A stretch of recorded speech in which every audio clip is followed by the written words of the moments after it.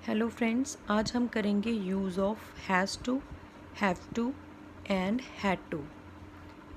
अरे रुको, ये फेसेस इतने सैड क्यों हैं? ऐसे लग रहा है जैसे कोई मजबूरी है इनको यहाँ पे होने की। आई थिंक है ही कुछ ऐसा। ये चीज़ें यूज़ ही मजबूरी के लिए होती हैं। तो देखिए, have to and has to present के लिए यूज़ करते हैं जब हमें वर्तमान में कोई मजबूरी बतानी है कि हमें कुछ करना पड़ता है या पड़ रहा है। ठीक है, तो वो होता है हैव टू और हैज़ टू। तो हम अपनी मजबूरी को बताने के लिए एक सेंटेंस में किसी को जाहिर करने के लिए अपनी मजबूरी, तो हम हैव टू और हैज़ टू की स्ट्रक्चर को यूज़ करते हैं। ठीक है, तो इसमें कैसे पहचान आएगी आपको इन सेंटेंसेस की, जिसमें पड़ता है, मुझे ऐसे करना पड़ता है, पड़ती है, पढ़ते हैं, करना है, खाना है, एक्सरसाइज करनी है, बड़ा कुछ करना है, पढ़ना है। तो ये क्या है? मजबूरियाँ आपकी। ठीक है, आपके आगे ये मजबूरियाँ हैं पर आपको करनी पड़ती हैं। तो ये रूल क्या है इसका? स्ट्रक्चर देखिए, subject plus has to, has और हैव प्लस टू। ठीक है, हैज़ टू और हैव टू बोलते हैं इसको, प्लस वर्ब की फर्स्ट फॉर्म प्लस ऑब्जेक्ट। तो देखिए एग्ज़ाम्पल, मुझे रोज़ सिरसा जाना पड़ता है। देखिए मैं जॉब करता हूँ सिरसा में, तो मुझे रोज़ ही जाना पड़ता है सिरसा, ट्रैवल करना पड़ता है मुझे। मेरी मजबूरी है जाना सिरसा, में शौक़ से नहीं जाती। ठीक है, या जाता।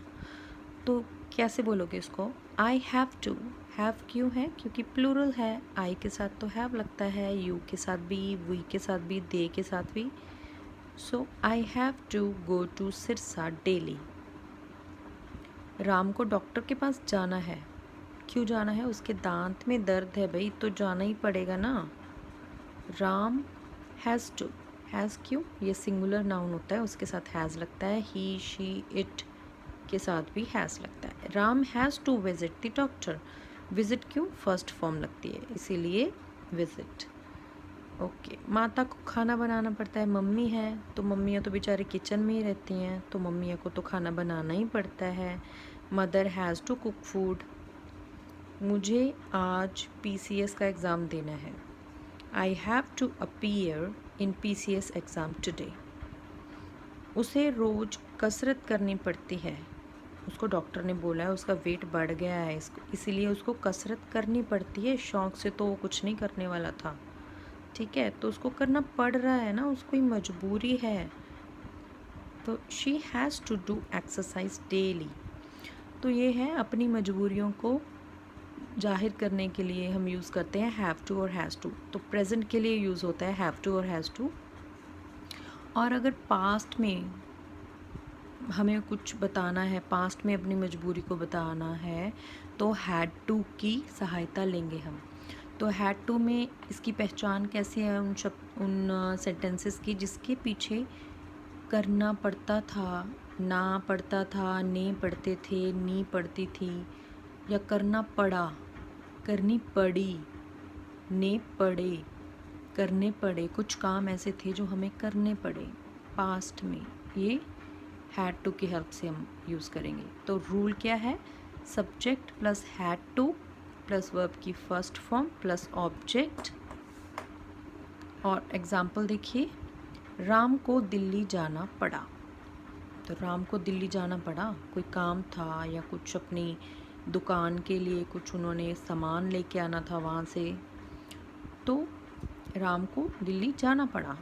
Ram had to go to Delhi. मुझे डॉक्टर के पास जाना पड़ता था। मेरा कोई इलाज चल रहा था, तो इसलिए पास्ट में मेरा कोई इलाज चल रहा था, तो मुझे डॉक्टर के पास जाना पड़ता था। I had to visit the doctor.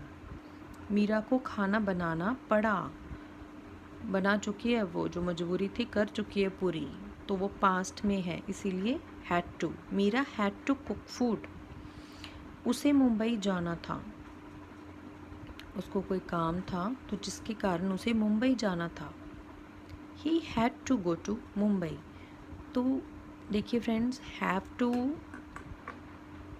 Has to और हैड टू हम अपनी मजबूरी को बताने के लिए या जो काम हमें करना पड़ रहा है, ठीक है, किसी इमरजेंसी के कारण, तो उसको हम बोलते हैं, उन सेंटेंसेस को हम इनकी हेल्प से कंप्लीट करते हैं।